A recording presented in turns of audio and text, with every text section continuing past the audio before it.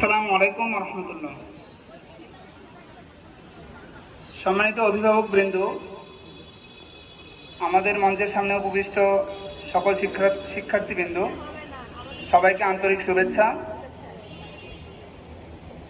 আজ নাটোর সরকারি technical school ও কলেজের বার্ষিক অভিভাবক সমাবেশ এবং ক্রীড়া ও সাংস্কৃতিক প্রতিযোগিতার পুরস্কার বিতরণী অনুষ্ঠানের আজকে আমাদের মাঝে প্রধান অতিথির আসন অলঙ্কৃত করেছেন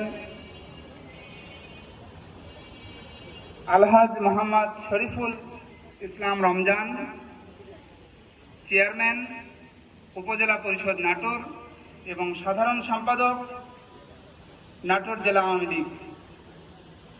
আমাদের মাঝে বিশেষ অতিথির আসন অলঙ্কৃত করেছেন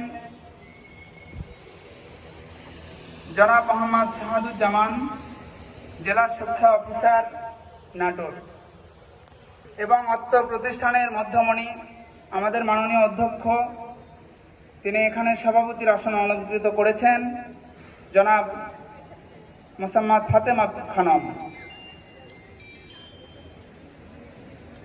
আমি আজকের স্বাগত বক্তব্য প্রদান করছি মোহাম্মদ রাকিবুল ইসলাম, ইন্সট্রাক্টর গণিত, অত্র প্রতিষ্ঠান। বক্তব্যের শুরুতেই আমি শ্রদ্ধা ভরে স্মরণ করছি জাতির জনক বঙ্গবন্ধু শেখ মুজিবুর রহমান, যিনি ছিলেন আমাদের বাংলাদেশের স্থপতি। তার শহীদ পরিবার, আমাদের মহান মুক্তিযুদ্ধের ৩০ লক্ষ শহীদ এবং ২ লক্ষ মা বোনদের স্মরণ করছি, যাদের আত্মত্যাগের বিনিময়ে আজকে আমরা এখানে কথা বলতে পারছি। স্বাধীন দেশের আলো বাতাস আমরা গ্রহণ করতে পারছি। মহান রব্বুল আলামিন তাদেরকে যেন জান্নাতুল ফেরদাউস নসিব করেন। আমাদের অত্র প্রতিষ্ঠান, আপনারা জানেন, বাংলাদেশ সরকারের 2041 সালের যে মিশন এবং ভিশন, তার একটি অন্যতম কার্যক্রমের একটি কারিগরি শিক্ষা প্রতিষ্ঠান।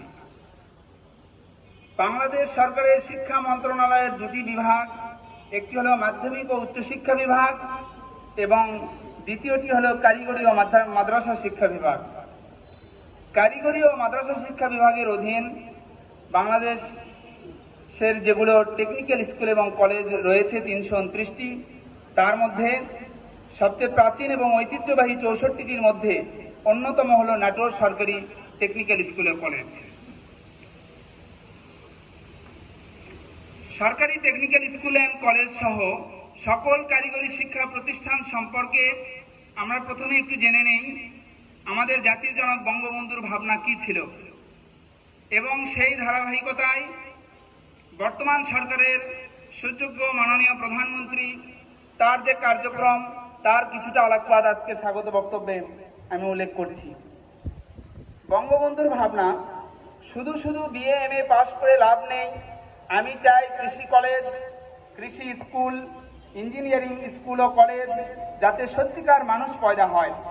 বুনিয়াদী শিক্ষা না নিলে কাজ করে খেয়ে বাঁচতে পারবে না।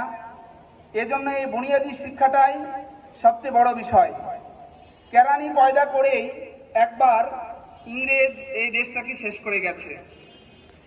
মাননীয় প্রধানমন্ত্রীর ভাবনা, আমাদের দক্ষ জনশক্তির প্রয়োজন, আর সে কারণে আমরা কারিগরি শিক্ষাকে সর্বোচ্চ গুরুত্ব দিয়েছি। চাকরির পিছনে না ছুটে নিজে উদ্যোক্তা হয়ে আরো মানুষের চাকরি দেব, এই চিন্তাটা মাথায় রাখতে হবে।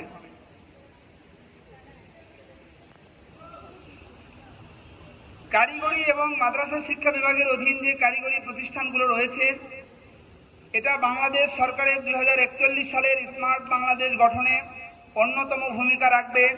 এজন্য এর যে মিশন এবং ভিশন, সেটা আমি বলার চেষ্টা করছি।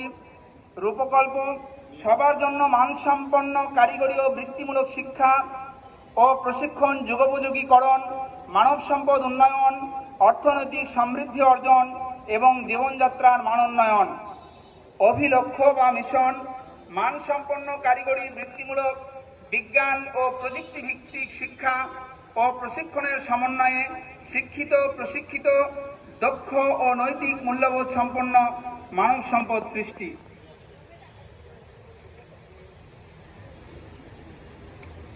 মাননীয় প্রধানমন্ত্রীর আরেকটি উক্তি এবং আমাদের কলেজ সম্পর্কে দুটি কথা বলে আজকে স্বাগত বক্তব্য আমরা এখানে শেষ করব।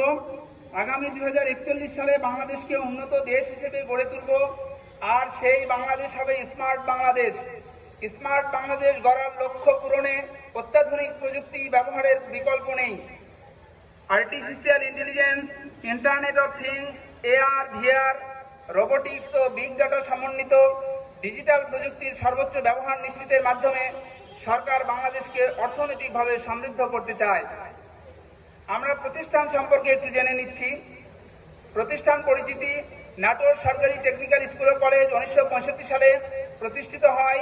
সে সময়ের 64টি যে প্রতিষ্ঠান তৈরি হয় সরকারি, তার ভিতর এটি একটি অন্যতম প্রতিষ্ঠান। এর শিক্ষা কার্যক্রম শুরু হয় 1995 সালে। অবস্থান: শহরের প্রাণকেন্দ্রে নাটোর বগুড়া মহাসড়কের স্বাধীনতা চত্বরের দক্ষিণ পার্শ্বে, নাটোর সদর থানার পূর্ব পার্শ্বে মনোরম পরিবেশে নাটোর সরকারি টেকনিক্যাল স্কুল ও কলেজ অবস্থিত। আমাদের শিক্ষা কার্যক্রম 6ষ্ঠ থেকে 8ম প্রি ভোকেশনাল অর্থাৎ সাধারণ বা জেনারেল শিক্ষা, 9ম থেকে 10ম এটা হলো ভোকেশনাল, একাদশ এবং দ্বাদশ এটাও ভোকেশনাল। আর অত্র প্রতিষ্ঠানে ট্রেড রয়েছে 4টি: general electrical, 2 general electronics, 3 automobile, 4 apparel manufacturing. তো সর্বোপরি আজকের স্বাগত বক্তব্য এটুকুই। আপনারা এখানে যারা অভিভাবক বৃন্দ সহ আমাদের মঞ্চে উপবিষ্ট সম্মানিত অতিথিরা যারা রয়েছেন, তারা এই অনুষ্ঠানকে সাফল্যমণ্ডিত করবেন এই প্রত্যাশা ব্যক্ত করে এখানেই শেষ করছি। আসসালামু আলাইকুম ওয়া রাহমাতুল্লাহ।